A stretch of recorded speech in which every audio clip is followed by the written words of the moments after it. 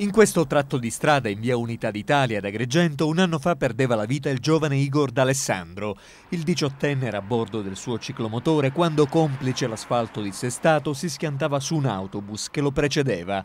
Nel luogo dell'incidente, accanto alla lapide, gli amici e i familiari hanno piantato anche dei fiori. Alcune frasi ricordano l'amore per lo sfortunato giovane, ma sono anche monito affinché il suo sacrificio non sia inutile.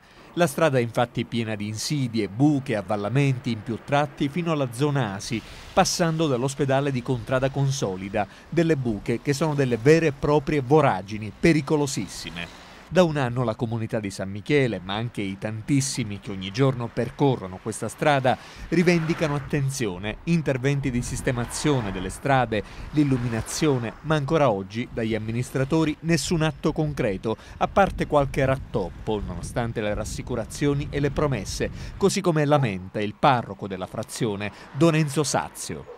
È passato un anno da quando il sindaco ci ha scritto una lettera per dire che sarebbe intervenuto e dopo quest'anno ancora non è successo niente in questo quartiere. Io mi auguro, come è scritto spesso nei manifesti, che questo sacrificio non sia inutile. Il quartiere chiede una cosa molto ma molto semplice, una presenza dell'amministrazione o di chi ci governa in queste nostre strade, dalle cose più semplici quale uno che passa per la spazzatura alla sicurezza di questa strada che è pericolosissima, dalla illuminazione perché è al buio totale, all'attenzione profonda di chi ci sta intossicando, perché per esempio questo lo abbiamo denunziato ma nessuno mai interviene. Dalla zona industriale quasi ogni sera arrivano fumi tossici che continuamente invadono le strade e la vita di questo quartiere. Praticamente anche per cambiare una lampadina sembra che ci sia bisogno della raccomandazione. È stato fatto un marciapiede che è meglio non parlarne perché comunque è diseducativo al massimo.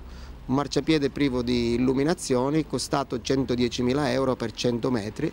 Ancora c'è la pensillina tolta e nessuno l'ha messa, dinanzi alla scuola avevano detto che dovevano aggiustarli, ancora non è stata aggiustata e con questa cifra poteva essere fatto tutto l'intero marciapiede di tutta la strada, ma questo vuol dire che non era nei progetti del comune. Ad un anno dalla scomparsa, nella chiesetta del quartiere di San Michele è stata celebrata una messa in ricordo di Igor. La comunità si è stretta alla famiglia d'Alessandro. Mamma Enza, duramente provata dal dolore della perdita del figlio, rivolge un accorato appello ai ragazzi a custodire il dono prezioso della vita e agli amministratori a prestare l'adeguata attenzione al quartiere.